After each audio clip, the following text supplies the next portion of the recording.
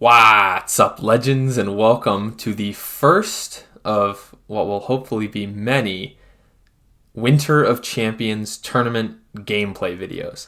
I will be providing commentary for these just like I did with the Battle of Legends Volume 2 Release Rumble tournament, because that was just a fun exercise, and I think that was met with praise from my commenters to see more like commentary post-match.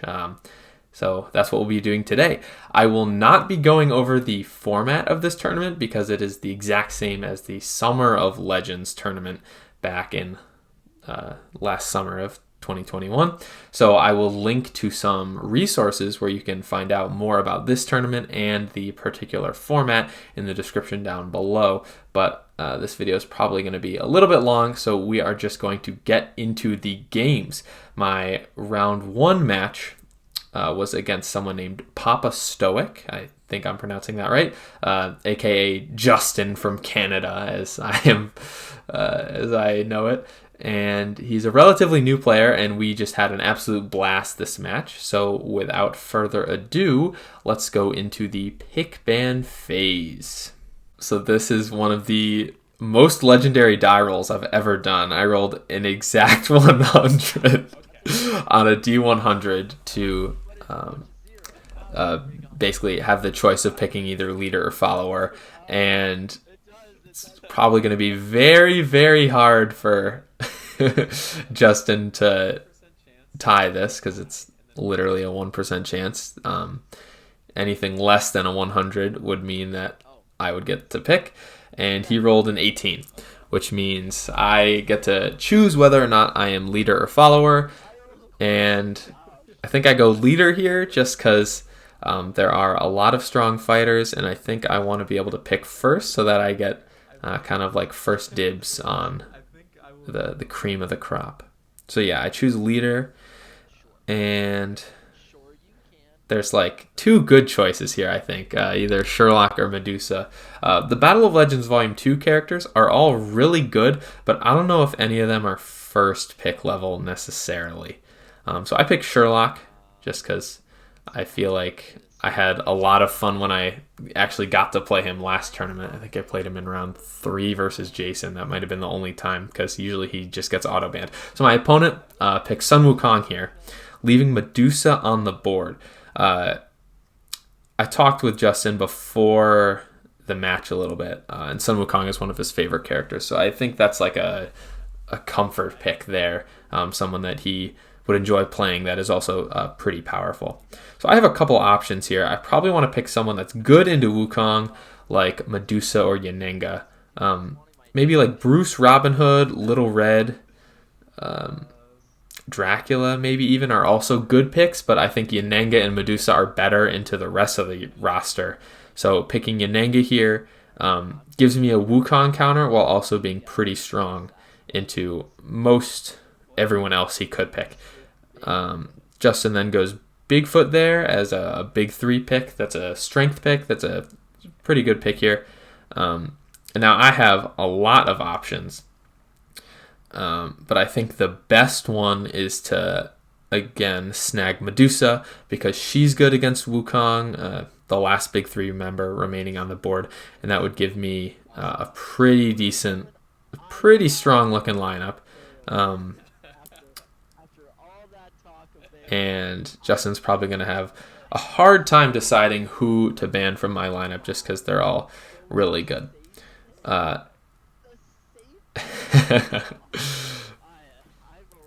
Justin's ragging on me for making the safe pick here instead of doing something a little bit more risky. We were talking about how I'm reading the Beowulf poem/book before the match, and he was disappointed I didn't pick Beowulf because of that. So he's picking Invisible Man, which again is I think a comfort pick for him, one of his favorite characters. And so those are our 3 lineups. I have Sherlock, Yanenga, and Medusa versus Invisible Man, Sun Wukong, and Bigfoot. Please ignore the random zooming in and out. I'm playing on a pretty crappy Apple mouse that has a very sensitive zoom feature. So looking at the ban phase now, I think all of my fighters do relatively well into Invisible Man. So I'm probably going to leave him up. Oh, are we seeing a cat? We're seeing a cat. His name is Dark Shadow. I wonder why he's named that. Justin basically picked up a ball of black fur with green eyes, and that's how you know it was an animal and not a hairball. So I'm leaving Invisible Man up, and based on the fact that I have Yananga and Medusa, who are really good into Wukong, and Sherlock is maybe not as good, but still pretty good, I'm probably going to ban Bigfoot here, just because he, I think, has the most potential to give me trouble. So wondering who he's going to ban. It's really tricky because Medusa and Sherlock are both pretty good just in general. But Yananga is specifically good against Wukong, but I don't think he'd ban Yananga here necessarily. I think the other two would probably be better picks. And yeah, he's going to ban Sherlock here because, you know, he's Sherlock. So we have me with Yananga and Medusa, two of the most powerful ranged characters in the game, versus, actually, they probably are the two most powerful ranged characters in the game, versus Sun Wukong and Invisible Man. So I feel pretty good about my chances at this point, I guess, because both Medusa and Yananga are decent into Sun Wukong, and you have to get a win with both heroes here to win the match. So if Sun Wukong can't get a win, I feel pretty good about that. Of course, I still have to play well. So I ban Baskerville just because I want to play a straight-up game with as little gimmicks as possible, and Sun Wukong with all those clones, especially on Baskerville, might be problematic. He's going to ban Soho, which is a decent ranged map, given my lineup.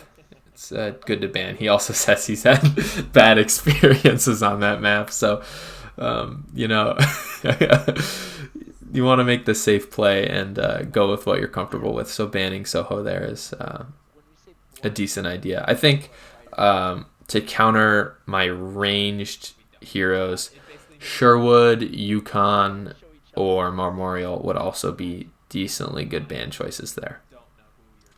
So now we're blind picking for game one.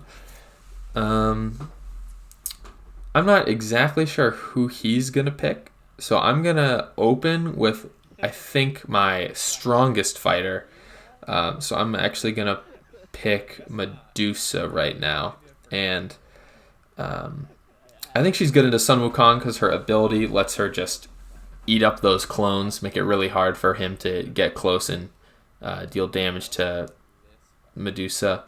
And she's also pretty good into Invisible Man because of his lack of cancels.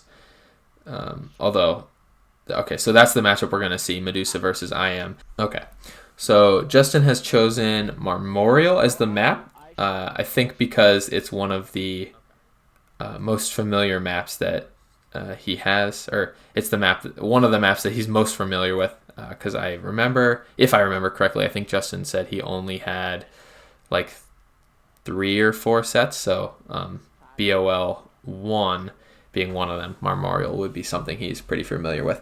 I actually am decently happy with this pick as well, just because obviously all those tri-zone spaces give Medusa a lot of range, and the blue and green zones are just huge. I'll be able to cover a large portion of the map with them. So let's do a quick mulligan check here. I'm gonna pause the video in case I quickly make a decision here. But you can see I have a Gaze of Stone, Clutching Claws, Dash, and a Winged Frenzy. So having the Clutching Claws is nice. That means the Harpies can get rolling out of the gate quickly and make Invisible Man discard cards off the bat. Winged Frenzy, decent to have to instantly revive a Harpy in case Invisible Man tries to go aggro on them. Gaze of Stone, combo piece, probably not going to play as a straight up attack this early in the game because he's definitely going to be blocking it.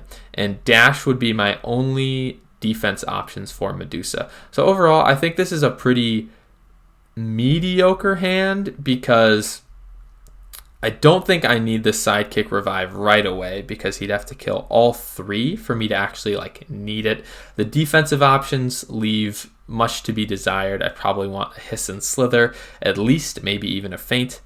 I don't really have any offensive options either because I'm not going to attack with Gaze of Stone right away. And I guess like Clutching Claws is the one card in my hand I actually like right now. So this is a pretty clear-cut certified mulligan right now. Although if I mulligan and actually don't get a Clutching Claws back, that would be pretty tragic. And you can see here, I put the wrong card down. I think I realized my mistake. Let's skip ahead a little bit. Yeah, I was like, what am I doing? I put the wrong card down.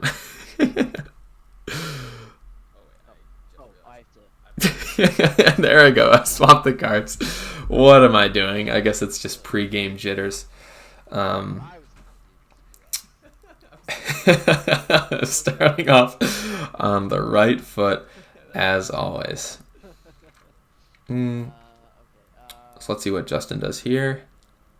Okay, so we're going to see Justin keep here. So he must be happy with the assortment of defensive options he has, as well as maybe even having an important attack or scheme or 2.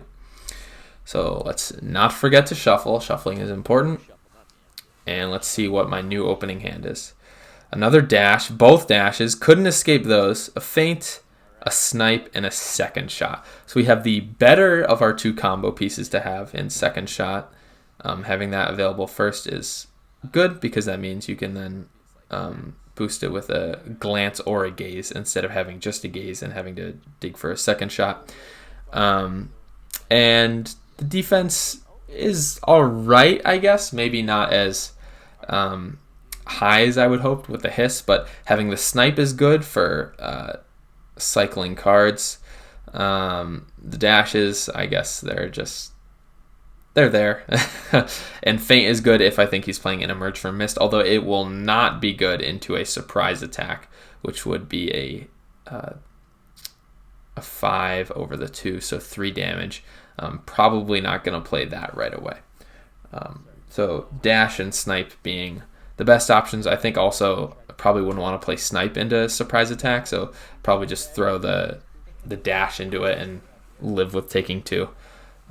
I guess he only has 2 surprise attacks, the 5 value red cancel, and I have 3 Hiss and Slithers, which are my 4 value block only cards. So at most he could cancel 2 of them, but that means I'm only taking 1 damage, which I think is still a win for me in the long run, because Invisible Man's win condition in this game is deal the 10 damage with the schemes, and then he has 4 fives. So those are all guaranteed to deal at least 1 damage, because the highest thing I have is a 4. So that's another 5. What did I say? He has 4 fives? No, he has 5 fives. 2 surprise attacks, and no, he only has 2 emerge from miss. He has 3 slipaways. So he has 4 fives, so that's another 4 damage, which is 14. So he just needs those attacks to deal just 2 more damage between the 4 of them, which means I need to really block with all 3 4s, and then take 2 damage from 1 3, which would put me at 15. So Invisible Man might need to try to exhaust me or just get lucky with the way that I block. Seeing a Hiss this early from that first maneuver is really good for me. So I'm going to be really aggressive here with my Harpies, try to cover as much as the map as possible, or kind of like restrict him to as little of the map as possible while his fog is all kind of clumped together in his starting zone. And I'm actually going to put this Harpy here on that entirely purple spot to actually cut him off from the fog network. And I'm going to be aggressive with the Harpy, and I'm going to use Snipe to draw a card, because I know Invisible Man doesn't have any defensive cancels that he could use. Let's get this out of the way. Let's put that up there. So he's going to play an Into Thin Air, which is really good for me. He's getting a 4 out of the way. That's a pretty good play from Justin here because he's not on a fog, so he's potentially vulnerable to playing his low value defenses like lurking or lantern, or covert prep, I should say. It looks like a lantern. So he gets to move one space, which I don't think he is going to do, and then I get to move a fog token 3 spaces. I'm not entirely sure if I even want to move the fog here, because having them clumped together like that is generally a good thing for me, because that means he gets less use out of the fact that he can like bounce through them like teleports. So I'm going to move that one there so that Medusa in her current positioning is in the brown, green, and blue zones. All the fogs are now in the blue zone, so that means that if Invisible Man is going to retreat to a fog, it means that I'll be able to ping him with my ability. I maybe could have moved it up here instead of down there, because now if he double maneuvers, he can actually safely reach that fog and have that defensive bonus, whereas if I put it there, he'd have to boost to here, or here with like at least a 1 value boost to make him spend an extra card to get that defensive bonus. But it's not the end of the world, because keeping it here is still very like centralized in the center of the map, which if I moved it there, he could potentially move it into the white zone a little bit easier. So he's attacking the Harpy, I believe, with his first action. So he can either use a 5 to guarantee the Harpy's going to die, or he could be attacking with a slip away to set up moving a fog somewhere else on the map. So I think defending with a dash here is a pretty good option. It will probably keep the Harpy alive unless the Invisible Man wants to commit a potentially important attack into guaranteeing the Harpy's death. If I had a Clutching Claws here, probably would have played it, although would have gotten punished for the cancel. So the Harpy is going to die. Seeing a surprise attack out of the way early is pretty good for me too, because that means I can defend with Hiss and Slither pretty confidently, and I'm pretty sure that I won't have that discard effect canceled, because making Invisible Man discard cards is really important, because he kind of needs all of them. He needs all the schemes for their important effects, especially the ones that deal damage. He needs the 5 value attacks to actually hit over my decently strong block cards, and he needs all his block cards so that I can't kill him, because I'm going to be trying to attack him as much as possible to wear through his defenses, use my discards to limit his hand size, and then potentially land a big second shot Gaze of Stone combo, or even just a Gaze of Stone if I know that it's going to hit. So right now he's debating whether to move onto the fog next to me, which would let me ping him and double attack him potentially, or just stay in that purple zone out of my range, but not on a fog. So he's going to go there, so I won't be able to ping him, which I guess is unfortunate, but it's not the end of the world, because he is not getting the defensive bonus right now. So I could probably maneuver in with the Harpy, either one really, or Medusa, and just try to keep pounding out his defenses and block him from going on his fog tokens. So I'm going to maneuver. I see Gaze of Stone, which is nice, because now I have that full potential 7 value attack combo at the ready. But I'm not sure if I want to use it just yet. So I'll move that Harpy there to cover the fog. And I'm just going to have Medusa in place. And I'm going to have the Harpy attack with a regroup to keep cycling. Same idea as Snipe. I want to draw cards, make him use block cards on kind of crappy attacks, especially regroup. Snipe, I guess, isn't horrible, but if Invisible Man is ever on a fog token, that attack is not going to deal any damage. And seeing him play into Thin Air is really good here, because those are 2 of his highest value blocks. He only has 2 4s, They can potentially become 5s on a fog, and that's really not something I want to play second shot into, because that means if I boost it up to a 7, I'll only deal him 2 damage. But seeing both of them out of the way early means that the minimum damage I would do from that combo would be 3 if he's on a fog and plays a 3 value defense to make it a 4. I could boost over and deal 3 damage. So just getting every point of damage matters, and seeing him use 2 of his best block cards early is really good for me.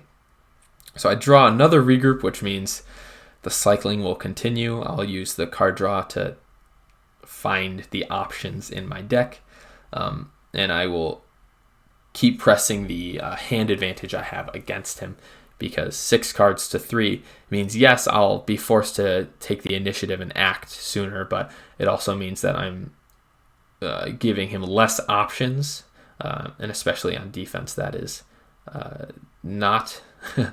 You want as many options as possible against Medusa, really any option at all, but if I can keep attacking him and making him block, he might end up drawing ketchup and mustard, as I say, because Invisible Man has a lot of red and yellow cards in his deck.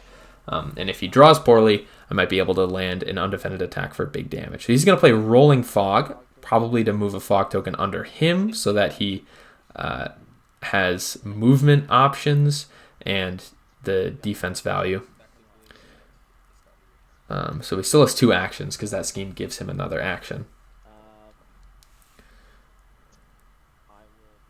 He's going to maneuver for more cards. Probably the right idea. As much as you might want to hit the Harpy, you probably need cards at this point. And he's just going to stay right there, because if he moves to a different fog, I'll be able to ping him with my ability. And I'm doing a good job here, like covering all the spaces, because if he was going to maneuver anywhere and end on a fog, I could attack him with Medusa or a Harpy, like I'm doing right now. I'm attacking him first action with a Harpy, which is good. I probably want to double attack him here, but that depends on what I draw from the regroup, because Feint and Dash, I might want to save those for defense, but we'll see. So he's going to play a Lurking, so that is effectively a 3 value block because of his fog. So I won't deal any damage, and his effect resolves first because he's the defender. So he's going to draw, which I don't want to see that. I want to keep his hand low. Then he can move Invisible Man to a space with a fog token, or move 1 fog token up to 3 spaces.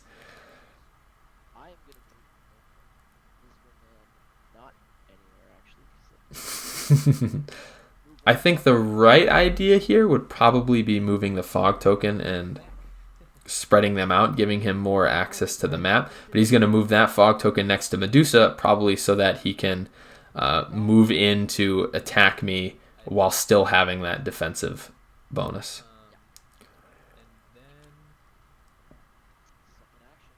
So I drew another Feint there with that regroup, which probably not what I wanted to see. I really would have liked to see a Clutching Claws or even a Hounds of the Mighty Zeus, just to maybe deal a point of damage. So I'm going to maneuver. I'm going to move Medusa there, covering that fog token, meaning that if Invisible Man wants to come hit me, he has to move to that purple spot, which, yeah, it won't give me my ability, but it will mean he will not be on a fog token. I'm moving that Harpy up so that the Harpy's covering more of the map. If he tries to run away into that top left corner, that Harpy is a little bit more prepared to deal with it. And if the Invisible Man wants to actually maneuver to it and hit it, he'll be in a blue space, which is in my zone, so I could ping him with my ability, and I could attack him when he's not on a fog. So it just makes it that Harpy a little bit safer, because if Invisible Man wants to go kill it, he'll have to make himself vulnerable. And of course, if he wants to go kill the other one, he'll have to boost maneuver here. So he's just going to double maneuver, stay on the fog that's outside of his zone. Probably the right play there. Beef his hand size up, especially because my hand is full. So he will now have 6 cards in his hand, which gives him a lot more flexibility and options, especially on the defensive end.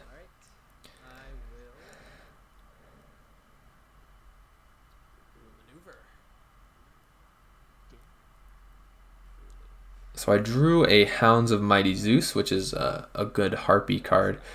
Not sure about using it on defense necessarily, because again, Invisible Man has a ton of 5s, but probably going to use it as an attack here and kite with the Harpy and move him back after combat so that I can make Invisible Man keep coming to me. I'm thinking about what to do with the other fighters during the maneuver. And yeah, we're going to throw out that Hounds on Invisible Man.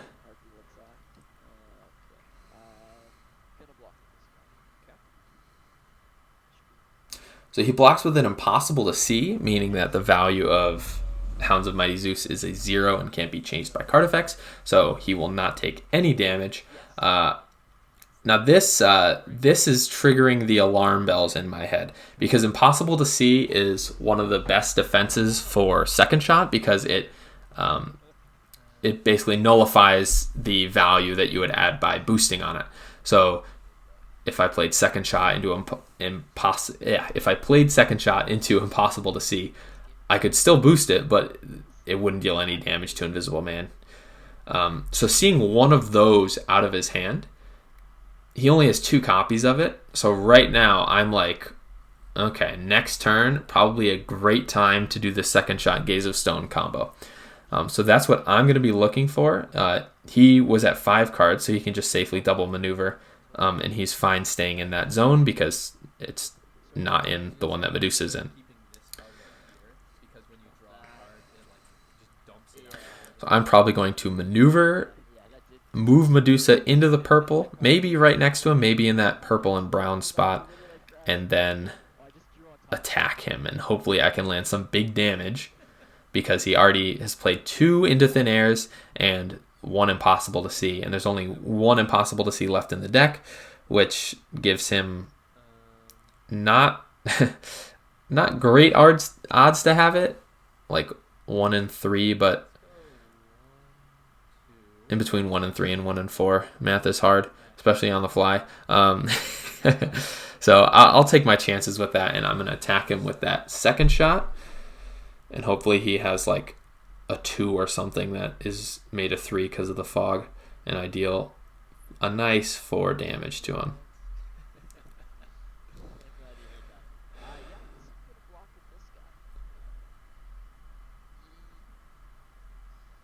He's really thinking about this one.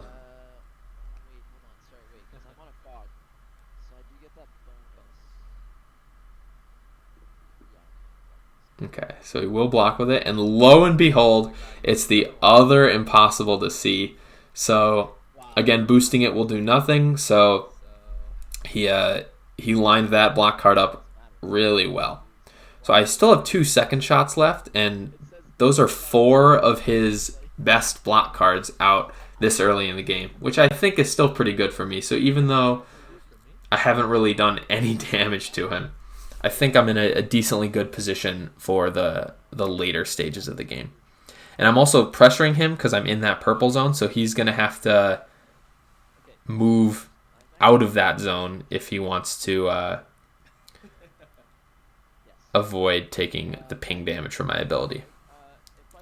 So he's playing Reign of Terror, which deals 2 damage to any fighter if Invisible Man is on a fog token.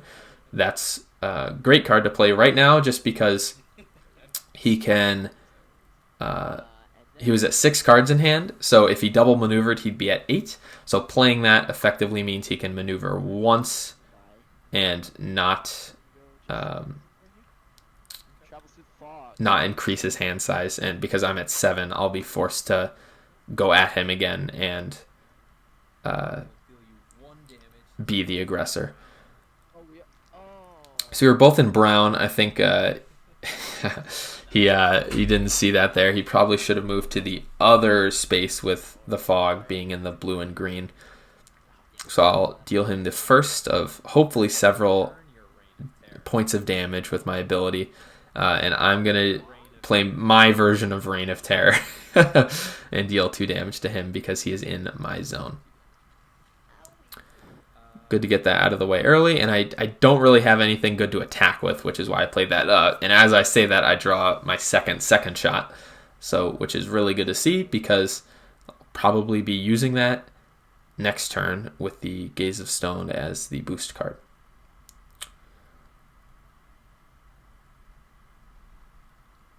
I'm looking to get that Harpy a little bit more involved, especially because I have a Clutching Claws, and I'm covering that Fog token so that if Invisible Man wants to move off of the one he's currently on, the only other one is in Medusa's zone. So putting that Harpy on it to block it is a good play by me, I think, here, because it means I'll still be able to deal damage with him to him with my ability if he wants to stay on a Fog.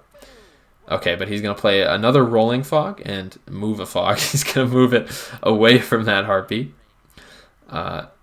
So that plan was short-lived by me, but still making him use another Rolling Fog is good there because he only has 2, which means he won't be able to play one later in the game, which are... and Rolling Fog is a really good card used to set up Step Lightly. So he's going to play his other Reign of Terror there and return my Return Fire. And unfortunately, I don't have my second glance, so I can't return his Return Fire. And because Rolling Fog gave him another action, he still has 1 left. Because he played 2 schemes. He's probably going to maneuver here and move next to that Harpy and get out of Medusa's zone. He doesn't really look happy with that draw. Oh, he's thinking about this. Yeah, Medusa's positioning on this map, or I should say the positioning she forces you to take around her, is really tricky, especially with all the multi-zone spaces. So yeah, he's going to move next to the Harpy to avoid taking the damage from my ability. So instead of maneuvering and attacking with the second shot from Medusa, I'm just going to attack with the Harpy right away. So I won't deal him any damage because he's on the Fog, so it's a 3. So he will draw a card and then get to move a Fog token up to 2 spaces, and then I can do the same. And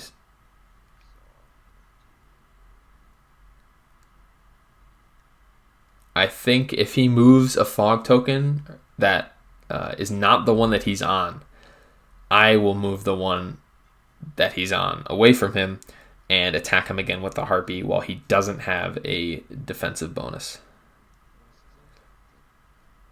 So he's going to move the Fog under the Harpy. Probably setting up Dreaming of Revenge, except I will move the Fog that he's on out, so Dreaming of Revenge can't actually trigger right now.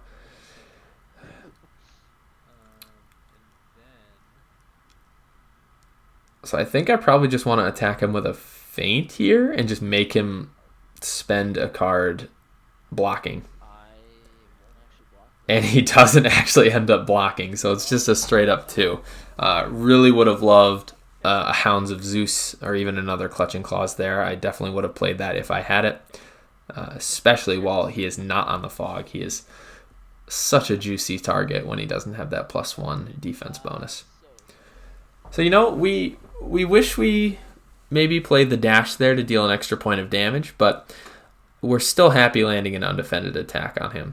So now we got to wonder if he has any block cards at all, or if he just wanted to save them. Hard to say.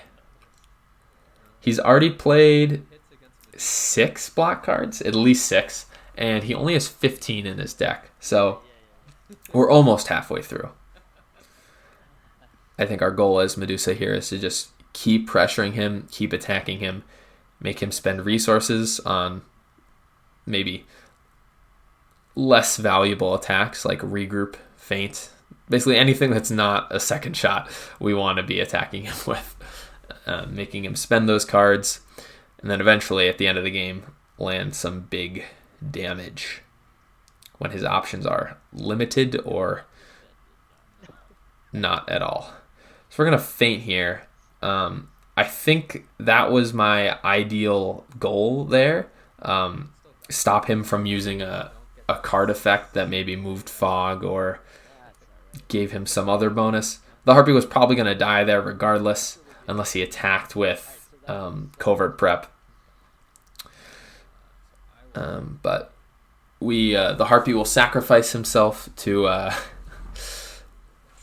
feint that. I think that was because, actually, now that I'm thinking about it, that was Invisible Man's second action. He maneuvered first, so I knew that if I feinted that, he wouldn't be able to move anywhere, and then I could do the play that I'm doing here, where I will maneuver into his zone and then hit him with the second shot while he doesn't have the fog bonus to aid his block. So he's going to play a Coded Notes, which is just a straight up 3, so I can boost with Gaze of Stone and deal 4 damage. So this was the ideal scenario there, and that feint play really set it up because he couldn't get the slip away to move away. One other thing I should say about that maneuver is that I moved my last Harpy into the top left of the map. I have 2 more copies of Clutching Claws left and another Hounds of Zeus. So I want to get that Harpy kind of away from danger, so that it's not easy to kill. And I want Invisible Man to have to go out of his way to kill it if he wants to. And it also covers the top left part of the map in case that Invisible Man plays another slip away or something like that. His options are a little bit limited in terms of where he can go to be out of range of my fighters. So he's going to think about his Coded Notes here. He gets to draw 3 cards into his hand and then put 2 back. So he's going to have block cards, or at least options of block cards for the next turn, maybe the couple turns following that, because he can see all the options he will have, and the next 2 cards he will draw. He'll put them back in the order that he wants, that is good for him. And it's going to be his turn. He's actually going to have hand advantage on me for maybe the first time this match. So I think that's good for me, because he'll either have to spend his schemes as passes to avoid overdraw, or he's going to have to force to go on the offensive if he doesn't have any schemes and actually attack me. And I'm in prime position to defend right now because I have a Hiss and Slither in my hand, which I think would be a little bit better if he had less cards in his hand, because then the discard effect would be more punishing. But Invisible Man really isn't going to attack me when he doesn't have that many cards in his hand, so I don't think that's something that I'm going to be able to get or should look for in this matchup. Whereas against other fighters, yes, you want to really punish them for attacking you with not a lot of cards in their hand.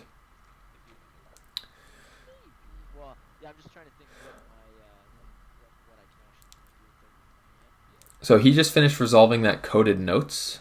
So he's going to maneuver first. And the way the fogs are positioned, I am covering them all with my ability. He's going to scheme and do a Vanish. And he's actually going to take a quick Vanish and run to the bathroom. So let's skip ahead in the video. So now he's back and it is my turn. I have nothing to ping because he's on the board, and I don't have either of the Winged Frenzies in my hand. So I'm going to be double maneuvering here. And Vanish is a good card to have played when you don't have a lot of cards in your hand, because then you're at no risk of overdrawing. But even still, Medusa has those passes with Winged Frenzy, which I think, if I didn't realize this at the time, you probably don't want to play those until Invisible Man vanishes, just so that if you are at 7 cards, you have a pass in hand to not overdraw. So we're going to move that Harpy 1 space further up just to cover a little bit more of the map, because remember, Invisible Man can reappear anywhere. So I guess I'm moving that Harpy up to kind of corral him away from the far reaches of the map that Medusa isn't really covering. Although I guess he could pop down next to the Harpy and attack them with a 5, and the Harpy would just die, and then I wouldn't have any fighters covering that side of the map. So interesting play by me, but I did draw a Hounds, so if I played that on defense, he would have to attack with a 5 if he wanted to guarantee the Harpy would die.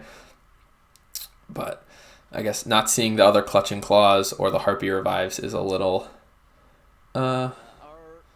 less than desirable at this point, especially since they are close to being extinct, at least for the time being. So he's going to pop down right next to me and probably smack me. Emerge from Mist will not trigger. Even if he landed on a Fog, it wouldn't trigger because he did not start his turn on a Fog. He started his turn off the board, so I can expect either a Slip Away or a surprise attack here. And I think with either one of those, I play Hiss and Slither just to minimize the damage dealt to me, and if in the case of Slip Away, actually land the discard effect. So it looks like he's even thinking about maneuvering, but nope, he makes up his mind. He's going to attack me. So I think the clear-cut play is to play Hiss and Slither, but I think I'm going for the dash just in case if it wasn't the cancel, I'd be able to move away and not get double attack there. A little bit risky because surprise attack would have dealt 2 damage over that. So in retrospect, I'm not actually sure about that play, but I think I avoided the punish here because I still don't take damage. I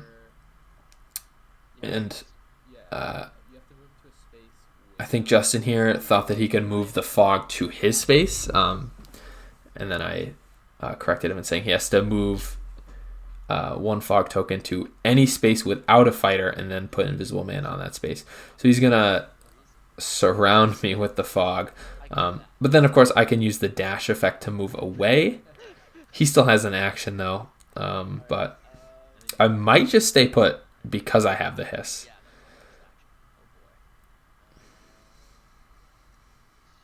Yeah, I stay put here.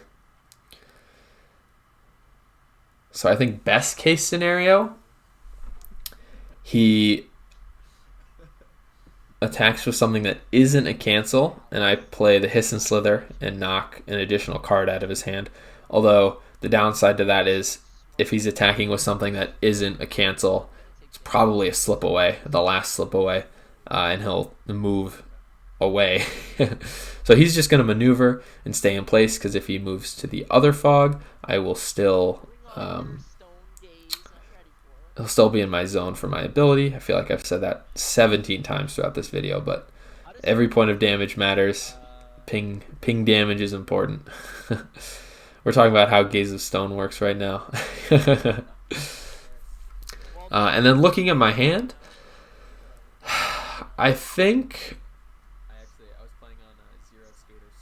attacking with Snipe here, first action, might be decent to knock a block card out of his hand and maybe draw another option. The only risky thing is that leaves Hiss and Slither as the last Medusa defense, because Hounds of Zeus is a Harpy card, so I can't block with it. And again, I'm not going to attack with Gaze of Stone straight up until I know that it will actually do something, and I'm probably saving it to just throw into my last second shot. Don't forget the ping damage. Don't forget the ping damage. Don't forget the ping damage. Don't forget the ping damage. Don't forget. Don't forget. Don't forget. No, I can block it. I didn't make my ability card big, so I... Oh my god. Did I just forget? I think I just forgot. Oh boy. That's embarrassing. Okay, so we're going to attack with the regroup that I just drew.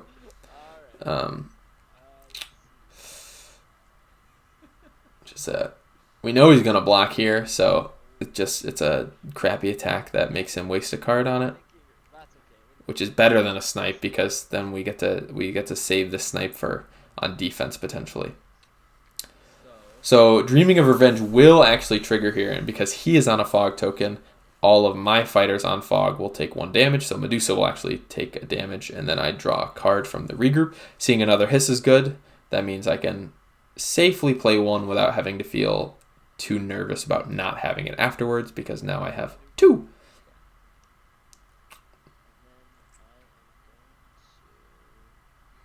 So I am vulnerable to a Step Lightly here. Although he's going to attack me. And this is when I attack with the Hiss and Slither, or I block, I should say. Knock a card out of his hand. It is an Emerge from Mist, so I'll take 1 damage because it is a 5 over my 4. Now he has to discard a card.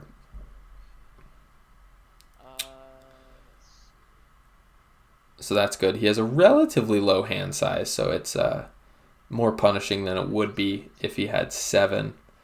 And he's discarding a Lantern, which I guess the goal there is that with him not having a lot of cards in his hand, he doesn't have as many options, and he probably doesn't have as many like good options to discard, which would be bad cards. But he had a Covert Prep, which is probably one of the weakest cards in his deck that he is fine getting rid of. Please ignore the rampant zooming. My mouse sucks. There we go. I remembered my ability this time. Funny how that works. So I could have moved the Harpy in there to attack with Hounds, but I think I'm just maneuvering away just to draw more pieces, although I think attacking him there might have been the right idea since he only had 3 cards in his hand, although I think my best option there would have been to attack with the Snipe or the Feint. The Feint I drew, of course, from the first maneuver on my turn, but I'm moving into position to... He accidentally drew 2 cards, which is a little bit of an error, so I think he's just going to put the one he would have drawn back on top of his deck, and we're just going to keep playing. I moved the Harpy there so that if Invisible Man wants to go in and move to that fog, which is out of Medusa's zone because he's in the blue and green one, and I'm in the purple and brown, so I can't deal him a damage with my ability. If he wanted to move to that fog, which he did, the Harpy is right there and ready to block because I have both a Clutching Claws and a Hounds of Zeus. And I think if he wants to attack it, I'm comfortable playing a Clutching Claws here because he only has 1 surprise attack left, and if he wants to use it on a Harpy, I guess that's a win for me, even though the Harpy will die and I won't get the discard.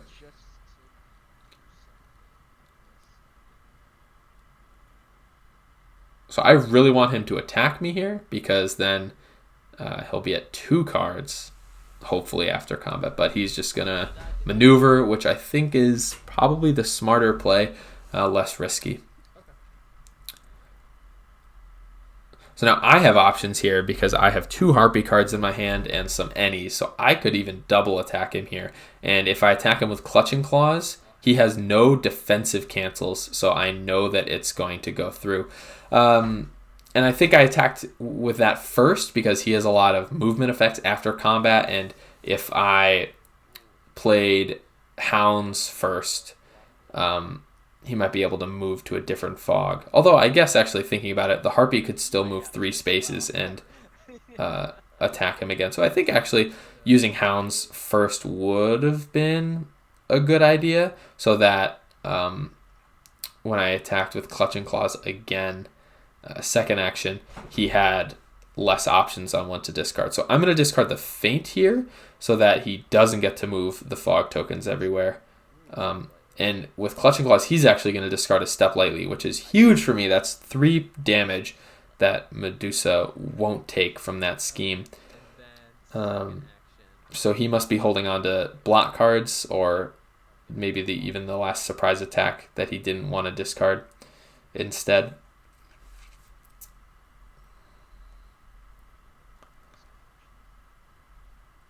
So he's going to block with another Confound, which is still a 4 because he's on the fog, so I won't deal any damage.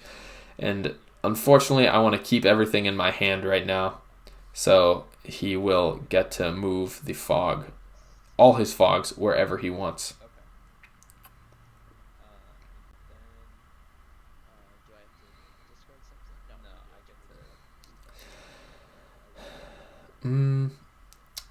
And I probably want to move that Harpy away, maybe into that white zone like I was doing earlier. But because I want that last Clutching Claws, and it'll be easier to play that if I draw it, if I don't have to draw and then play a Harpy Revive card first. So Invisible Man is going to come in and attack me. Emerge from Mist will trigger. So I think I'm fine playing a Hiss and Slither here. Although he's just going to step on me. So I will take 3 damage. And then this is actually cool because I can move the Fog token 2 spaces. So I probably want to move the one under him, out from under him like a rug, and maybe even double attack him here. I think opening up with a snipe would be great. So I'm going to move that Fog there. I think moving the Fog under me also would have been a nice idea because that means that he couldn't reach the closest one with a single maneuver. He'd have to boost to reach the one in the green and blue zone. So I will deal him a damage with my ability. We're closing in on the end of his health total here. And this is probably the best card for him to play because now he'll draw 3 cards and he'll put 2 back, so he'll still have 2 in his hand. So he will definitely have a block card here. I was expecting to attack him with a snipe, make him waste a card, and potentially even attack him with the Gaze of Stone or the card I drew from the snipe. But now that I know he's going to have a block card in his hand with the Coded Notes, there's no point attacking with the Gaze of Stone.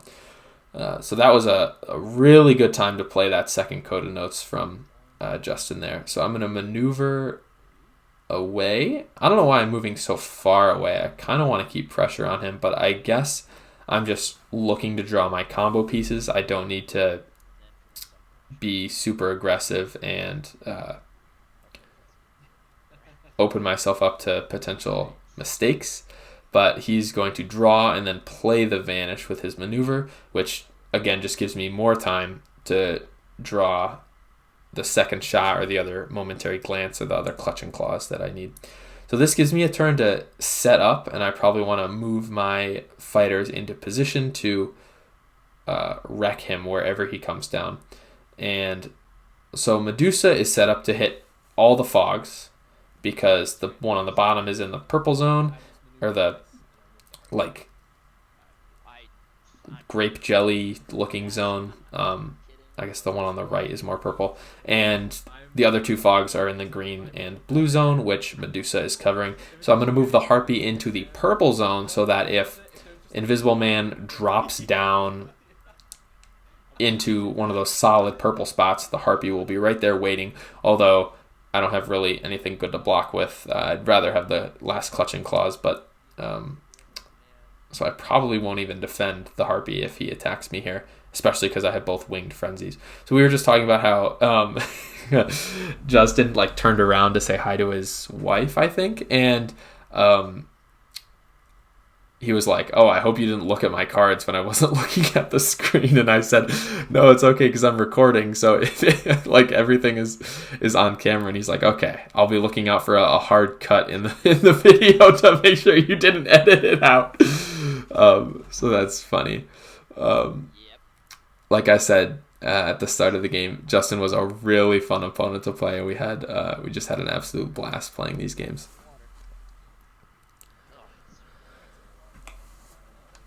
I'm actually going to take a sip out of the exact water bottle I'm drinking of in the video. History repeats itself. Hope you're having a great day if you're still listening. I love doing these post-match commentary videos just because it's good practice for commentary when I do it in the actual tournaments, like for the Release Rumble. And it's just fun. I get to analyze my mistakes, like when I forgot to ping. I get to evaluate my choices, and when I made bad ones, like playing that dash on defense earlier, I think was a poor choice, but I didn't get punished because it wasn't the surprise attack. It was a slip away. So he's going to come back on a Fog, maneuver, and like I said, Medusa's covering all 3 of them, so he's kind of in a tough spot. So he's going to come attack me. Emerge from Mist will not trigger here because he started his turn off the board, not on a Fog. So I'm expecting a surprise attack or a slip away here. And once again, I think defending with a Hiss and Slither is fine, even if it gets canceled, just because we're taking 1 damage instead of 2. But it wasn't. It was a lantern. So he gets to... This is a... Oh. So this is a classic case of defender resolves first. So my Hiss and Slither is going to resolve before his Covert Prep resolves, and he gets to draw a card. I think he was a little overzealous there, and he drew the card first. And then when I said wait, he freaked out and flipped it over. So he's going to discard a Lurking, which I guess isn't necessarily the greatest of cards. But and then he gets to draw a card, and he accidentally drew 2. So just a couple mistakes being made on this game, which it was Justin's first time playing on Vorpal, and even though we played a practice game before our real match, he was still a little bit unfamiliar with, which is going to happen. But Vorpal is the superior platform to TTS. You heard it here first, folks. So I will die on this hill. So something interesting to note there on that play was that he attacked with a Covert Prep and discarded a Lurking. So that was 2 cards that he could have blocked with that are now no longer in his arsenal of options. So if I scroll over to the discard pile, which I'm not, obviously I can't because I'm watching this back. I didn't forget the ping damage. If we look at his block cards, he has 15 total block cards available, and we can see that 9 of them have been played. We know he's played both Confounds and a Dreaming of Revenge, so that brings it to 12. So we know his options right now are the last Dreaming of Revenge. Oh, yeah, there we go. And I'm forgetting exactly what other cards he has available to him. That's okay. We can see his 1, 2, 3, 4, 5, 6, 7, 8, 9, 10, 11, 12, 13, 4. Oh, so he only actually has that 1 copy of Dreaming of Revenge left. I think I forgot to include Lurking in that original count. So he only has 1 block card left, which means I just need to attack him twice and I'll win the game. So I'm just moving away from him to avoid taking damage, and I'm going to attack him with a Snipe. So if he blocks with the last Dreaming, he won't take any damage. But now I know that a Gaze of Stone will land on him for sure. So he only has a Surprise Attack, a Slip Away, and a Merge from Mist left. So I really don't think he has a way to close out the game here, especially because I can just attack him on my next turn and kill him. So I think that play where he attacked with the Covert and then discarded the Lurking kind of sealed his fate, because that left him with only 1 card to block with left. And if I'm 3 spaces away from him right now, so if he wanted to attack me, he'd have to boost, which would leave him with just 1 attack card left. So either way, I think the game was sealed from this point on.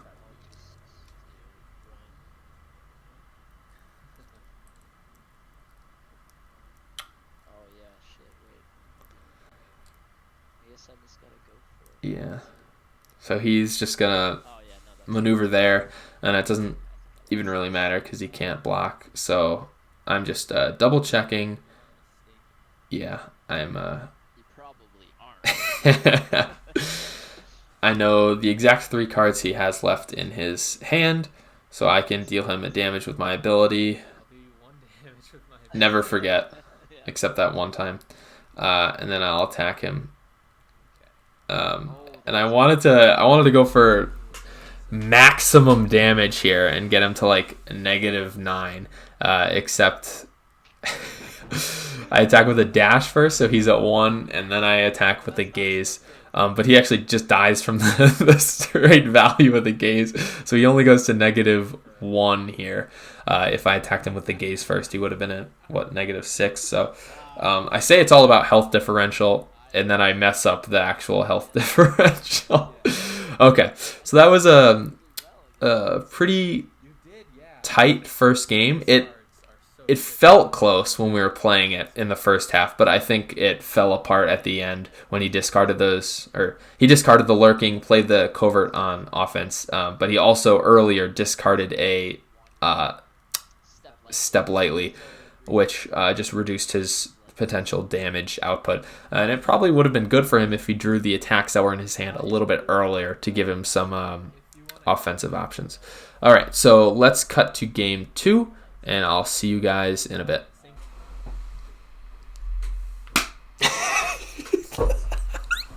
Okay, so we're back. We're playing game 2 now. We actually played this a day later because Justin has a child and a wife, and sometimes real life comes before Unmatched, which is perfectly understandable. And I'm playing Yanenga because I won with Medusa. I can not pick her again for the rest of the match, so I have to play Yanenga for the next game or 2. And Justin chose to play as Sun Wukong, switch it up, and try to get a win. He also had map and starting position advantage. He chose Yukon because I think it was a map he was familiar with and comfortable with. And he's going first, which is the right thing to do as Wukong because you can make a clone right off the bat and basically start the game with one instead of going second and having your opponent come to you and attack you and do horrible things to you when you don't have any other sidekicks. They could even pin you turn 1, which be a little hard to do on this map, but it's possible with Yanenga having 3 fighters. But just going first as Wukong, like the Raptors, like Bloody Mary, it's just straight up better. So let's talk about my hand and the mulligan phase.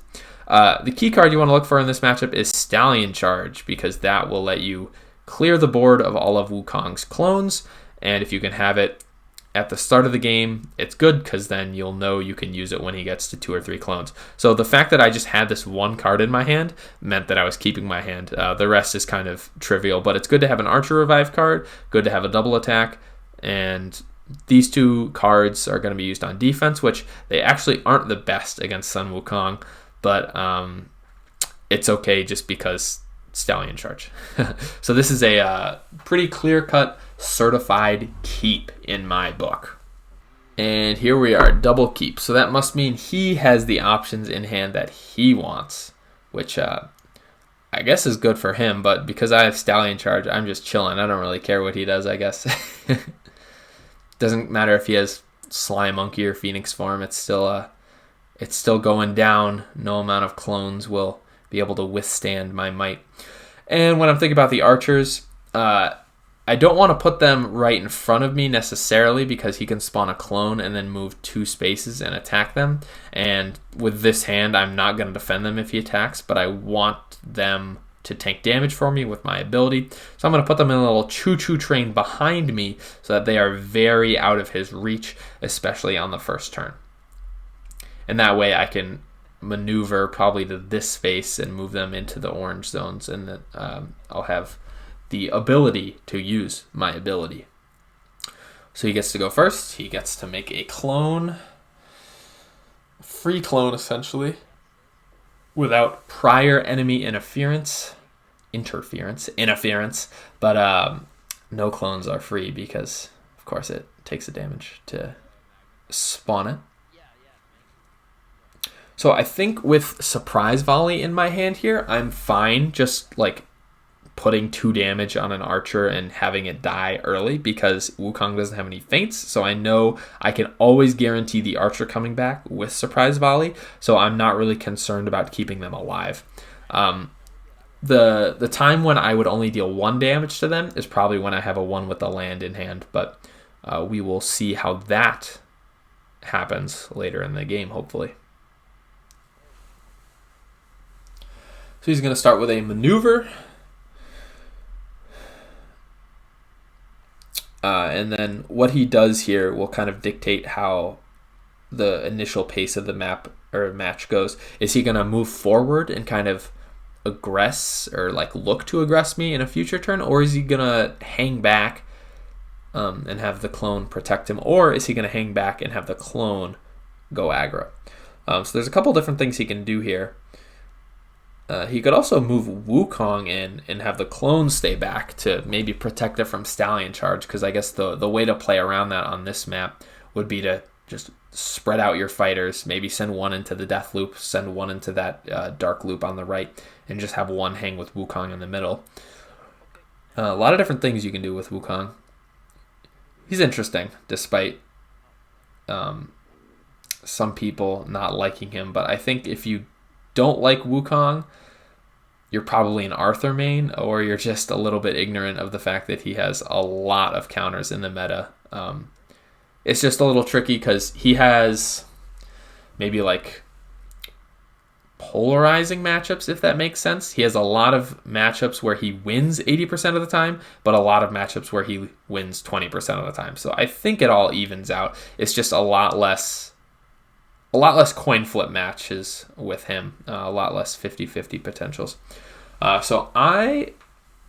clone is pressuring me into those two spaces, especially that tri-zone space, because now if I want to move there, that clone is going to be adjacent to me and could potentially double attack me. Except the thing about both of these fighters is that they don't have any card draw.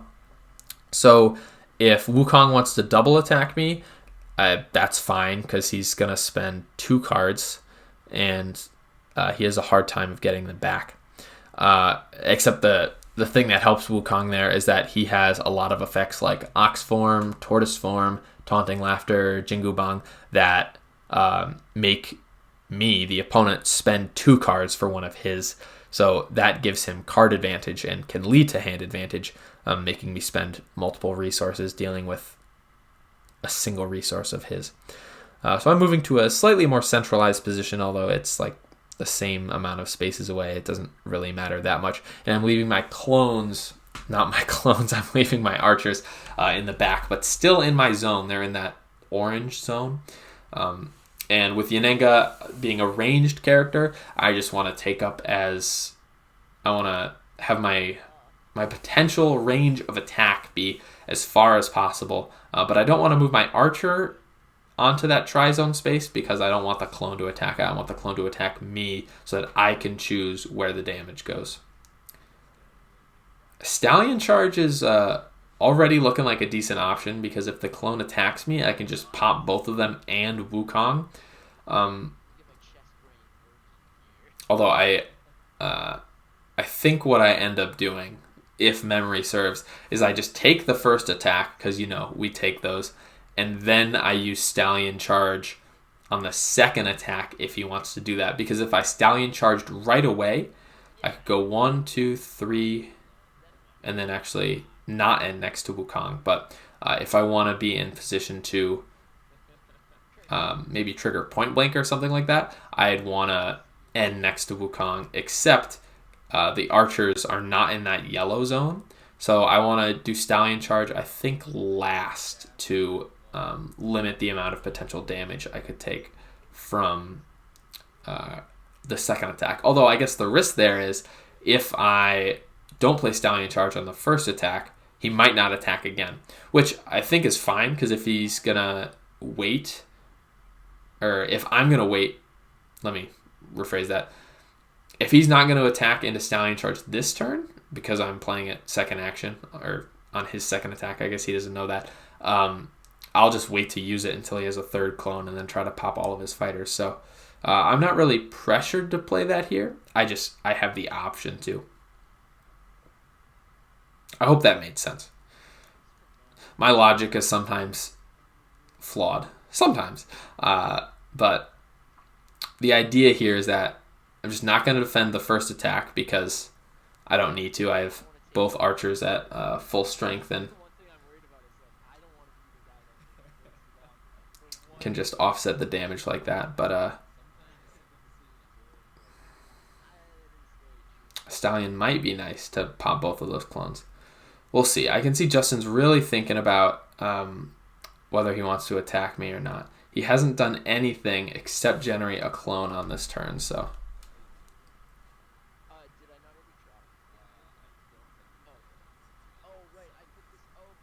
So he started moving Wukong around, but he didn't actually maneuver yet.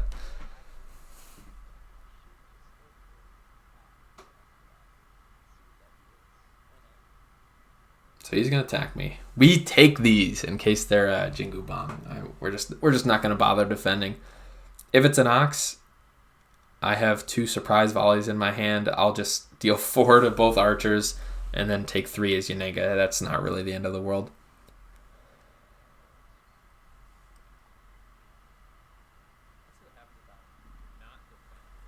Ooh, let's see what it is. He flipped the wrong thing. It's a taunting laughter. I think I saved momentous shifts in this matchup to just chuck into the taunting laughter because they're not actually that good, because golden chainmail will deal 1 damage to the attacker, whether it's an archer or Yanega, and bewilderment just will cancel out the 5. I guess it's good into like a slime monkey or a 72 or even a tortoise form, because then you can boost it and momentous shift is a 5, so whatever the boost value is how much damage you'll deal. So I deal 2 damage to one of the archers because I can get it back very easily with surprise volley, and I just deal 1 damage to the other archer just to keep Yanenga topped off, and I really don't think it's worth it for Wukong to go out of his way to attack that 1 health archer.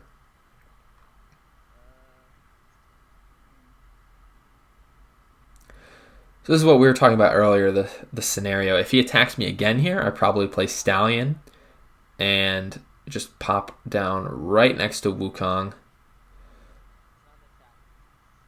But he's not attacking, he is scheming. Might be Phoenix form for 2, but it is Fiery Eyes at Sea. So he gets to look at my hand and put a card from it on the bottom of the deck. And you can see his mouse hovering over Stallion chart there. So I'm like, maybe I should have played it on that first attack. But I was potentially greedy. I'd like to say patient. There's no rush to play that because you know it's not going to get canceled. So you can wait till the perfect opportunity when you know that you can hit at least 2 clones, hopefully 3, and hopefully also Wukong himself.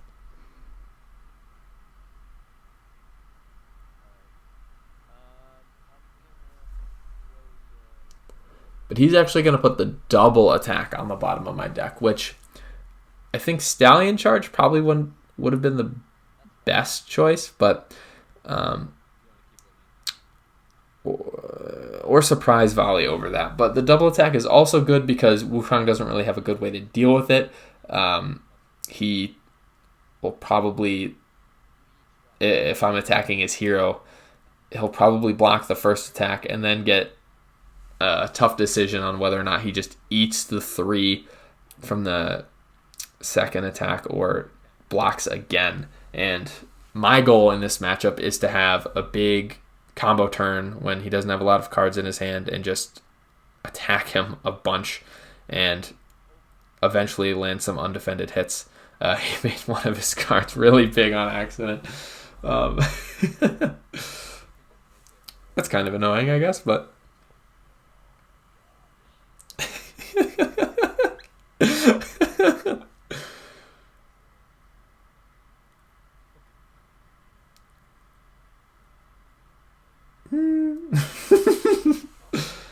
that's good enough, I guess. The card flew across the screen. But now it is my turn. So I drew a Master of the Hunt from that Fiery Eyes. So I'm actually thinking I could do some degenerate wombo combos here.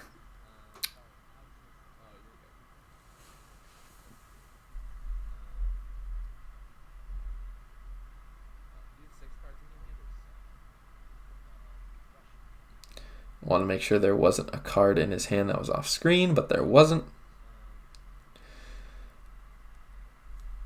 Go for it, baked goods. You know you want to. I am an aggro combo player at heart, and Yanenga is like combo control, but I love playing her aggressively because it's just so much fun. I love Master of the Hunt. I love the double attacks and the surprise volley. My biggest flaw, I think, with the Yanenga is that I love playing surprise volley for actions. When in a lot of matchups like this one, it's a lot better to just get the archer back so that you have more health and you don't die. But It's always tempting. Like right now, I could play Stallion Charge, Master the Hunt, attack with both surprise volleys for actions, and then attack with both shifts. Which isn't necessarily a good idea because Bewilderment exists and would just blow up the whole combo because he could just teleport to the red zone across the map and I wouldn't be able to attack him. But we're going to attack with Stallion Charge here so that I can pop all the clones and just put him on the back foot right away. I don't want to boost it here because I would have to use Master the Hunt or Surprise Volley to hit over the 5, and it would only deal 1 damage. So I guess that's the disadvantage of Yanenga having a bunch of low card values, is that it's kind of hard to boost over Tortoise Form in this matchup, except in the case of like Momentous Shift or Jaws of the Beast. I almost said Jaws with the land. But I couldn't attack with Shift there because it wouldn't be a 5, and I don't have Jaws. It would only be a 4. So if I did have it. Now I'm thinking about it. I'm really thinking about it. You can see it in my eyes. I want a combo. So I'm going to play Master the Hunt for more actions. And I think I'll throw out a Surprise Volley here. Probably not for an action, but for the Archer, just because that's always useful. I think if he has Sly Monkey, he probably wants to play it here to just get a clone back and maybe put himself in a better position to Phoenix, because he could get a clone with Sly and then make one at the start of his turn. So he'd be back at 2. So maybe that Stallion was a little bit premature because I only killed 2, but so there's the Bewilderment. That's why the Wombo combo would have been stopped. But it's all right. I got an Archer revive off, and I still have an action after that. So I'm putting the Archer there to maybe put pressure on those zones on the right in case he wants to warp there. I'm not entirely sure where Wukong wants to go here, because I think he's going to be playing a dangerous game if he goes into the death loop, because then I can pin him with my sidekicks, and the only way he could get out of that really is with the other Bewilderment, but I guess Sly would work too, based on my positioning. And he wants to get out of the silver, orange, and yellow zones so that it can't keep attacking him. So that really leaves him with the zones on the right to warp to avoid the death loop and my range, which is why I put the Archer up there to be able to maneuver in and maybe pressure him a little bit. But that side of Yukon is surprisingly good anti-range for melee characters. So now I'm going to start kind of closing in on him, and it's annoying because there's a hard zone cutoff, meaning that there's no like half and half spaces where the dark zones merge with the yellow zone. No, it's either yellow zone or dark zone. So I'm going to move Yanenga right next to him so that I could potentially trigger a point blank if he's going to attack. And I have my archers in position. And I put the one with 1 health in front of the one with 2 health so that if he wants to attack an archer, it's going to be the one with 1 health. Justin had a momentary mental lapse and forgot how clone spawning works, but if he wants to maneuver first and attack me with the clone, I think I'm actually fine with that because I still defend with point blank, kill the clone, and then I just maneuver all my fighters around Wukong and pin him. And if he attacks me with Wukong, I'm fine point blanking because that auto damage is going directly to the source.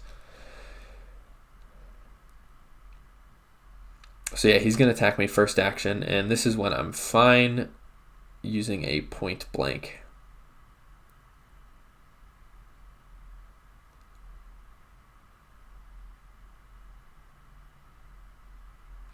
The general rule for blocking Wukong is don't play a card unless you're willing to spend another card. So if you can't boost against the Ox, you can't defend the 4 from Jingu Bang, or you can't discard for taunting laughter, just don't play the card, because then it'll just be wasted, I guess. There's my computer momentary blipping because my internet sucks. So he is playing the first Ox, which is actually a lot better than if it was like a Jingu Bang here or something. So I can either boost or take the 5 damage. And I could discard, or not discard, I could offset 3 of that damage to the archers that are currently in my zone if I wanted to, and then go down to 13. It's a tricky decision. I know I have the archer revive in hand, so I'm like not too hard pressed to keep those archers alive, especially because I don't have one with the land. But if I were to boost here, I would boost with a shift and make it a 4 and still be taking 3 damage.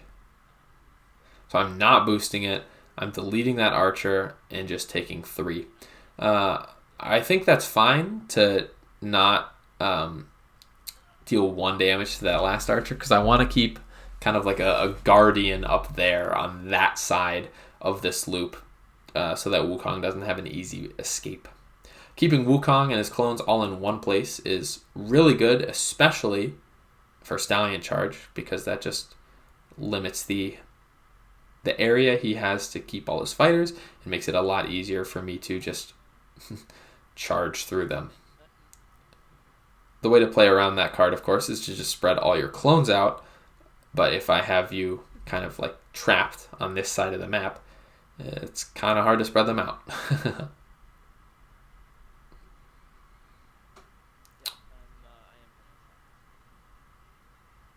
So remember, that Ox was his first action. He made a clone, but that's not in action. So this is the situation where if I block, I'm blocking with Momentous, and if I have to discard a card, I'm discarding the other Momentous, which leaves me nothing else to block with in hand. And I know it's probably not the other Ox. What are the odds of him having 2 in his first 8 cards?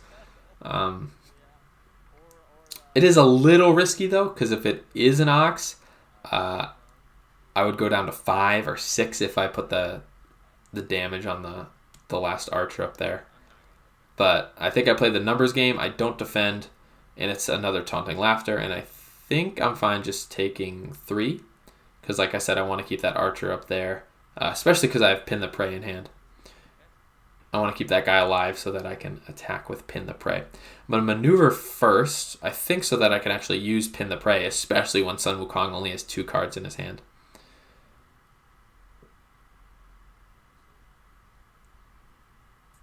This is a little risky, though, because he's no longer in Yanenga's zone, so I can't offset damage to him, although I could trigger Divide and Conquer, so it works both ways.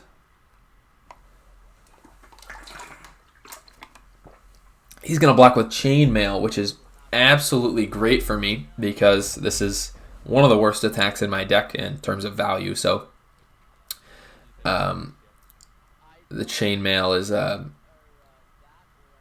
pretty good card for defending against some of the bigger things Yanenga has, like Jaws or Shift. And I think he thought it might be a Shift just because he saw that I had 1 or 2 in my hand when he played the Fiery Eyes. But this is super punishing because now he has to discard the last card in his hand. And depending on what that is, this could be really good for me and really bad for him. There's a movement effect on this card. I'm thinking about whether or not to move him, but I don't think I want to, just because if he attacks me again, I could play Point Blank, and I was not paying attention, and I was not looking at the right side of the screen, so I forgot what he discarded. I think it was a Jingu Bang, if I'm remembering correctly, but I'm sure I'll scroll over. Look at that Cactus Cup. Look at that beautiful thing I'm drinking out of.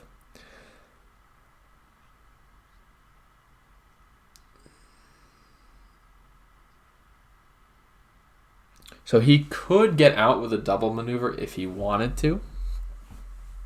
And he's kind of forced to double maneuver here, because if he maneuvers and then attacks, He won't have any block cards in his hand. This is actually supreme positioning from him because now I cannot attack him with either of my fighters because Wukong has kind of pinned himself in that dark maroon-ish colored zone. And he left a space for him to spawn a clone on his next turn. So I'm going to attack the clone in front of Yananga with the Archer Revive card. So he plays a 72. So the clone will still die, but he can get an Ox or a Tortoise back. And I get to put the Archer in the clone zone. That happens immediately. And the Archer technically killed the clone. Give him credit. And now this is a little risky for him because if he takes the Ox, he only has one card left in his hand that could be a defense. And I could still attack him because I have another action. So I think he's forced to play the Tortoise or take the Tortoise form here with the 72 just in case I will actually attack him again. And I think it's... now that I know he has a block card in his hand, I think I just attack him just to make him play it. Even though if I attack him with that Archer that just spawned, the shift will be a 3 and not a 5 because the Archer did not start this turn in a different space. He started this turn off the board. It is risky playing with a low hand count, especially against Wukong because, like I said, he has a lot of 2-for-1 cards that if you don't have a big hand size, you obviously can't get the 2 part of that 2-for-1 in. So it's just a 1-for-1, and cards like Jingu Bang, Ox, and Taunting Laughter will just wreck you if you can't follow up with a discard.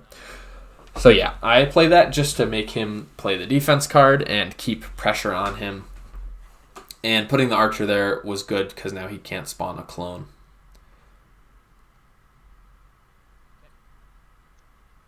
And he can double maneuver out of this side of the map. Although if he moved 4 spaces, he could go into the starting position for the second player, which I could still reach if I maneuvered once. I could go into that tri-zone space to the left of me and still be able to attack him.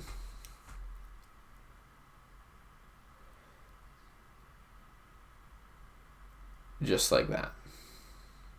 I'm not sure if I want to attack him, though, because once his hand size starts going up, it gets a little bit riskier for me to continue to be aggressive. But I draw a shield formation here, which means I can get potentially get an Archer back, and I can make him discard a card, which can help me get card advantage on him if he's forced to spend 2 cards on that card. Or if he doesn't discard a card, I get an Archer back, which is 2 more health for me, which is really, really good. But I didn't move Yananga onto that tri-zone space, so I can't attack Wukong with her. I could play the shift from the Archer, but instead I choose to maneuver again, and I draw my second Stallion Charge, which is really good for me. Because now I just wait until he rebuilds his clone wall, and then I just charge through them. I put that Archer there on that tri-zone space to kind of safeguard against Wukong running into the death loop, because he could go into those silver spaces on the left and I could still attack him with that Archer, which would force him to just stay in those red spaces, and then he would just be lining up all his fighters for a nice spicy Stallion Charge. So I think the positioning of this map is actually working out a little bit better for me than Justin would have liked, but him playing in that darker zone area on the right, I think is probably the way to go for Wukong, because it avoids the death loop where he could get pinned. It avoids the middle section of the map where there's just a lot of spaces for ranged characters to hang out and be able to hit you from wherever you are, whatever zone you're in that middle. So the right darker zoned area like I said before, is a good anti-range place to hang out. And he plays Phoenix Form already, so he got it in the first 12 cards of his deck. Fairly lucky, I'd say, and he only played it for 2. He's not being greedy. He's not trying to get 3. Although now that I know that he has it, I will probably be aggressive and try to kill his clones before the next 72 comes out and he can heal again.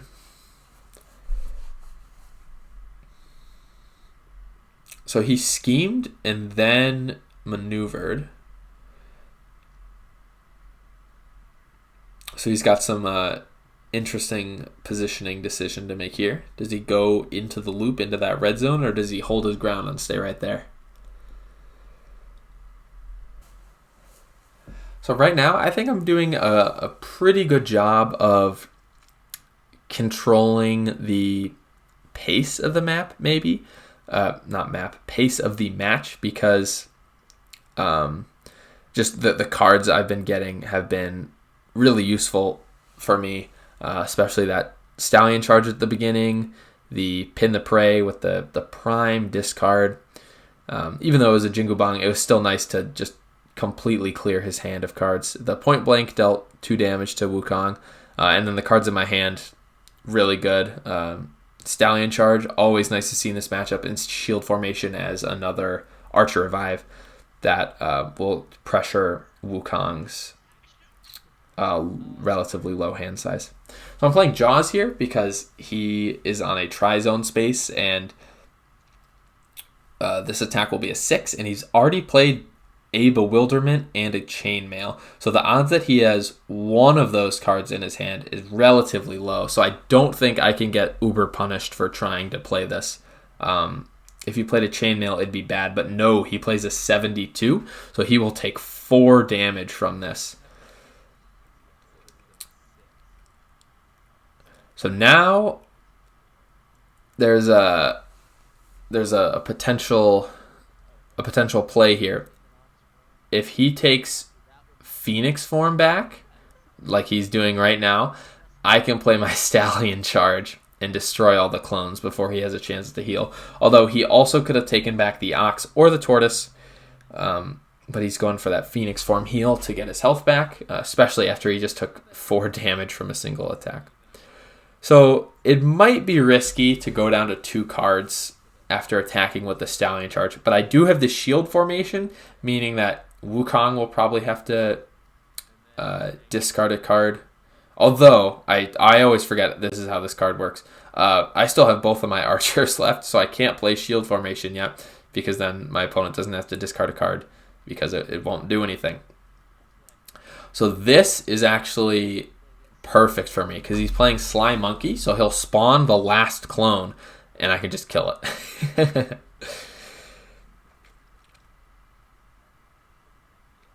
So actually, going down to 2 cards here isn't bad for me, because I just take the first attack from him if he attacks me, and I can deal damage to my archers, whatever I would take, and then I can play Shield Formation. Sometimes I think of Shield Formation as an auto discard, because getting back an archer is really bad for your opponent, especially when they can stop it.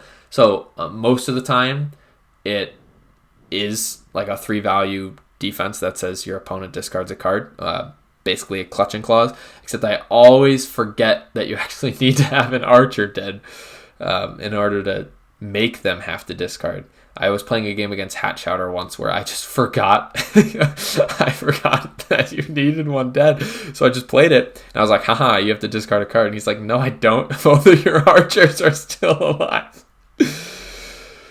Like I said, I'm a very logical person, just sometimes not. So he puts Wukong over there,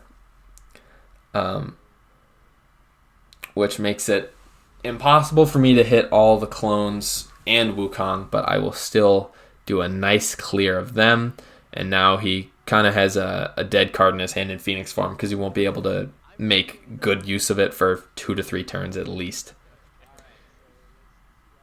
It's interesting to see why he chose to stay so close to me and my archers, because the Sly Monkey, he could have gone anywhere in the zone, which because he was in that tri-zone space, it could have been much lower on the map in that bottom right yellow zone.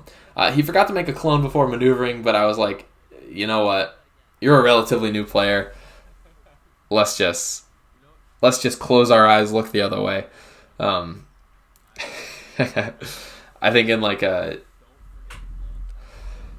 a tournament setting like this, everyone makes mistakes, and it's fine to let it go, especially at the beginning. It's round 1 after all.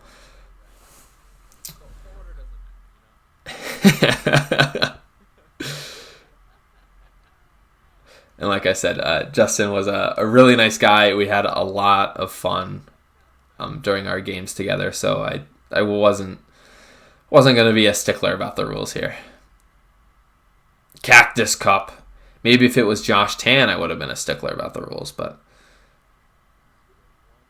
that cursed man. He's going to hide in that darker zone on the right, which is the right place to hide for Yanenga, because it makes it difficult to hit into it from outside of it because of the hard cutoffs. The zones are relatively small. There's only 6 spaces in that area that I'm referring to, and it'll be hard to cram my archers in there with Yanenga to actually use her ability. So definitely the right way to go here. I don't really have that much offensive options right now outside of that shift, but he has a lot of cards in hand, so I think I'm just going to be double maneuvering here. And maybe closing in on Wukong.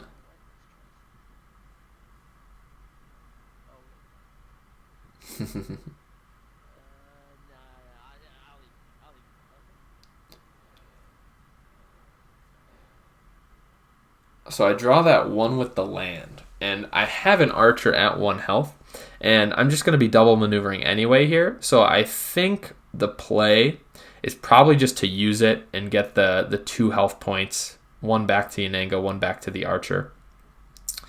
I could be greedy and go for 3, but I think it's fine to play it right now and heal for 2, especially because I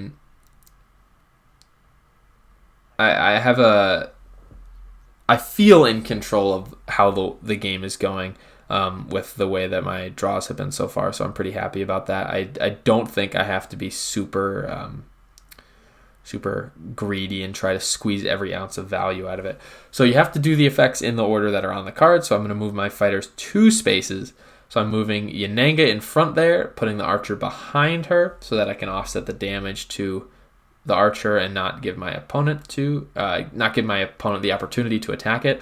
Although I'm putting the other archer at the bottom there as a little blockade, so the clone could attack him. And I draw the other 1 with the land from the draw portion of the other 1 with the land. So I'm actually fine if Wukong attacks me, because then I might not kill an archer to revive with shield formation. I might just deal 1 damage to each of them and then play 1 with the land again for that greedy 3-point heal. Wukong's going to summon a clone. We know he has that Phoenix form in hand, so he could heal for 2 here. But he might want to press offensively on me if he can, especially because my hand count is lower than his, and he could potentially start getting a nice counterattack going, depending on what attack he drew or has. But I'm pretty comfortable just taking attacks here because I have shield formation and 1 with the land to offset any damage that Yanenga would take, and I have both of my archers in my zone at full health. So I'm feeling pretty confident defensively despite only having 2 block cards in my hand. It's funny how that works. Yanenga, in my Battle of Legends Volume 2 predictions video, I said Wukong would be the tankiest fighter in the game, nicknamed Tank Wukong. I think Yanenga is just much tankier than him. He has some good defenses, don't get me wrong. The 3 blue cards he has are all pretty excellent, but just Yanenga with her archers, and She can get 5 back potentially. She starts the game with 2. It's so much health. So he's going to play Phoenix Form for 2. He's not going to be greedy. I'm going to move Yanenga out, see what I draw before deciding whether or not I want to keep her there or put the archer in front. And like I said, again, I'm in a pretty good defensive position here, so I think I'm fine just keeping Yanenga in front. And even if Wukong attacked me 3 times this turn, I probably would be fine. So he's going to make another clone. So now is probably when I would like to start getting my last stallion charge, especially because Wukong still has 2 72s, if I'm not mistaken. Although I think he's played 2, so there must be one that's not lined up properly in the discard pile. So he only has 1 left. So I guess I'm not super worried about him getting 1 more Phoenix Form, because then his max health would be 9, and then it wouldn't get any higher than that. So yeah, we're going to take it, and it's the last 72, yeah. So I probably want to deal 1 damage to each archer here and play 1 with the land, or do what I do and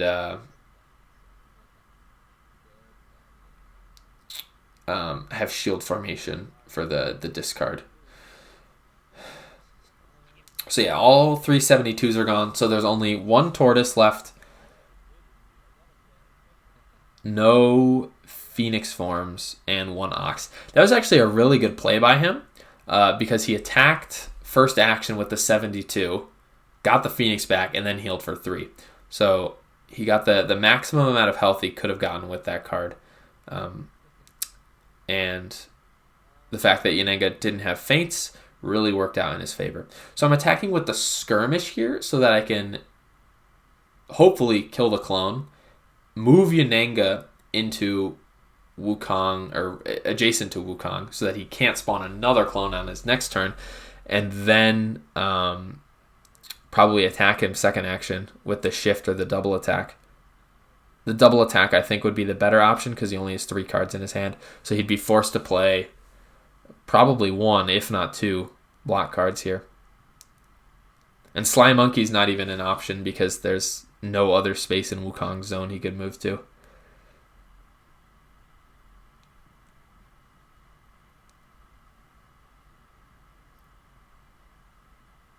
So he plays Bewilderment.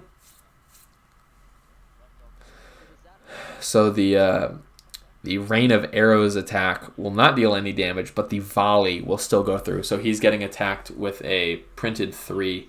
And like I demonstrated, even if he warped all the way across the map, the other attack would still go through. Which might not seem intuitive, but I think Restoration Games wanted to make bonus attacks as mechanically simple as possible. So even if you move out of combat range, they still go through just always. So there isn't any like second check in between attacks. So he's just going to take that 3, which is good. That just erases the last Phoenix Form he played. But he did Bewilder right next to me. So he's kind of pinning me now. And the only way I can get out of this is with a Stallion Charge, or I could skirmish and move him. But I just played the first skirmish I drew, so I don't have any options to get out. And he's gonna he's gonna box me in with that clone. And probably attack me. Infinite Strikes would be a 3 here. So I'm going to play Shield Formation to pressure the discard. And so it is the Infinite Strikes. And immediately. So I am going to return an archer. And he'll go right there. So we're making a nice sandwich inside his sandwich, which I'm sure I'm going to point out in a hot second, because that is just the most hilarious thing I've ever heard. And I don't take any damage from the combat, but he still gains an action, which, if he attacks me again, I'm probably fine, because I can just offset it to the archer that is actually in my zone. If he attacked me again and I didn't have the shield formation, I'd probably be a little bit nervous here about blocking it, especially since he still has an Ox.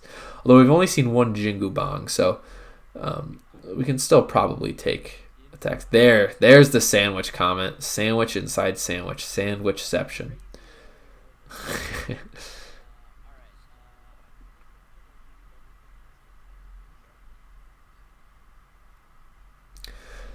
We're just going to maneuver for more options. Seeing another Jaws is nice. That gives me a large attack. Not really that large. It probably will be a 4, maybe even a 5. Hopefully I can get another 6, but Yananga has a lot of 3s, so seeing a 4 it's a sight for sore eyes.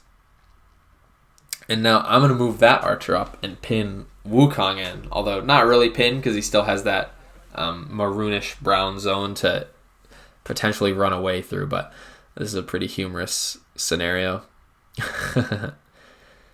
He could make a clone if he wanted to. There still is an adjacent empty spot next to him, but his health is getting a little bit low for that, so whether or not he did not make a clone as a conscious choice, or maybe he forgot. I forget things too all the time. I still think it's the right play. So remember, I said don't block if you're not okay with chucking a card. I do have the momentous shifts to chuck, but yeah, so it's taunting laughter. So I could have blocked with Jaws or the shift and would have chucked another shift, and that would have severely limited my defensive options. But now we know there's no more taunting laughters. I'm going to deal 1 damage to the archer so that I can play 1 with the landing heal, and Yananga will take 2. And really, that's not a big deal in the long run. So I'll play that right away to see what I draw. We're going to move that archer there in case we want to activate a momentous shift. I'm going to heal. That stallion charge is such a clutch draw because now I can just delete all his clones. There's no more phoenixes coming, so if he wants to make more clones, that's just damage that, or I should say it's health points that he's spending that he will never get back. So he's going to play the tortoise.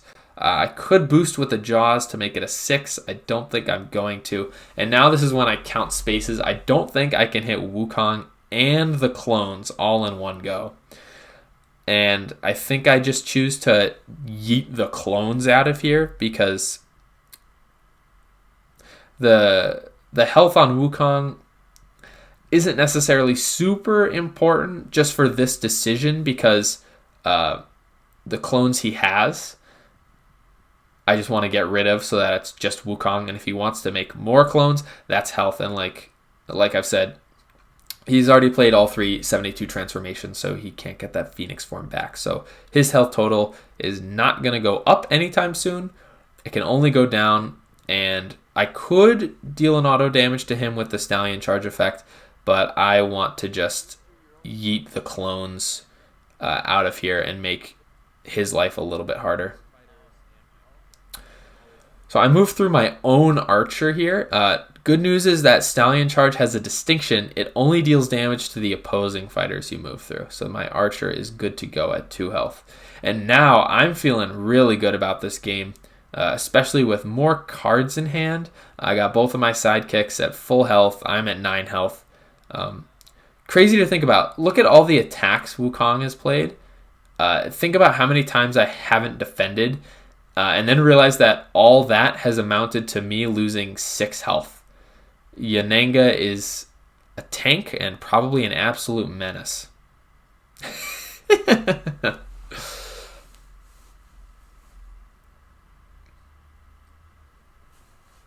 So right now, I think I want to draw double attacks or Master of the Hunt and try to get a combo turn going and just pressure his low hand size and end the game with a flurry of blows and just a bunch of attacks.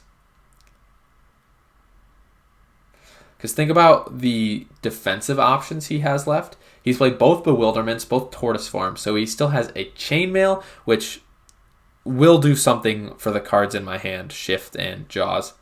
He has a bunch of Sly Monkeys, which aren't necessarily going to help him because, yes, it will give him a clone for free. He doesn't have to take a damage to spawn it, except defending with a 2 means you will take damage, and I don't think that's a trade that you can make safely at this point in the game. So he does have some wily fightings left. I think he has 3 of them. Achilles is the one with 2. So I think that's why he went adjacent to me.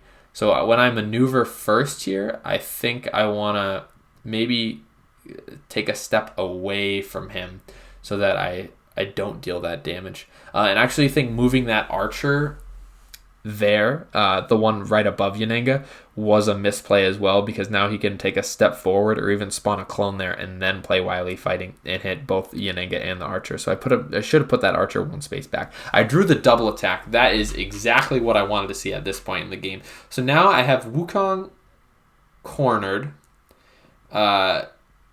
His health is not going to go up, and his defensive options are limited.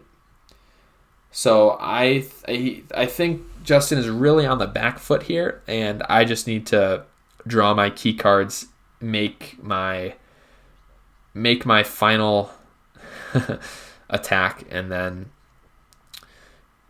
that should be the game. But he's going to play Fiery Eyes first action, see what I have in my hand. Maybe if he didn't see a lot of block cards or something like that, he could have used an Ox potentially or something like that. I think now is when I don't want him to take my double attack from me, but he's going to go with the Archer discard. The Archer Revive card here, putting that on the bottom just because that discard will be punishing here now, and I guess he wants to limit the amount of health I can have. And then we each draw a card. I draw another Jaws, which is just like a solid card to block with, solid card to attack with. Potentially not, since he has a Golden Chainmail left, and if he's in 2 or 3 zones, that will take damage, but or the Golden Chainmail will deal damage back to me. So I'm just going to throw out a junk block card. I guess one of them were going to get me. It was going to happen eventually. So I'm getting attacked with a face-up 4, which is a little bit tricky considering I only have 1 archer in my zone. But I could throw out the other shift and just take 1 damage. That's usually fine. So like I said, never block against Wukong unless you're fine spending 2 cards. That's something that I think Zero Skater has hammered into my mind.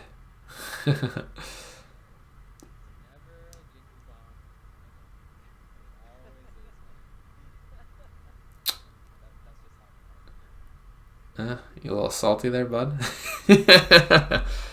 So now, because I have the double attack, I think I'm in a really good position because I can attack Wukong first action with that double attack, make him spend 2 cards maybe blocking, and then attack him with another Jaws. And unless all 3 of the cards in his hand are cards he can block with, he might be just barely hanging on to life after this turn. I'm taking a swig of water in the replay, so I'm going to take a swig of water in real life. Remember to hydrate. You better be drinking something during this video. You want to know my key to success in Unmatched? First of all, I drink orange juice out of the Cactus Cup every single tournament game I play in. Second of all, I drink water.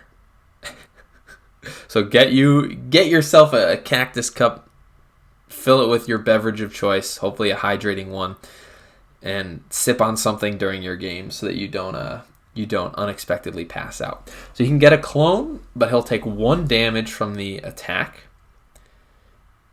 And now he's getting attacked with a face-up 3. And even though he played Sly Monkey, he can't escape my zone. He's still in that yellow one. So I can still attack him second action. And even though I'll only have 1 card left in my hand, I think the pressure that will put on him, because he only has 1 card left in his hand, so I think it's a good play to make. So he blocks with the chainmail there. Won't deal any damage back to me. So that, in my mind, that's like a desperation Hail Mary block to not go down to 1 health, because then you can't make clones anymore. And all your Slime Monkey cards are pretty bad block cards. So he can't defend. He didn't have a block card in his hand, so this Jaws will be exact lethal on him for 4 damage. And that will close out the game. So that hopefully was a nice lesson of how to play Yanenga into Wukong. I think it's a pretty Yanenga favored matchup. The key thing I want you to take away from this is draw all 3 of your Stallion charges in the first 20 cards, have 1 in your opening hand, and you're good to go.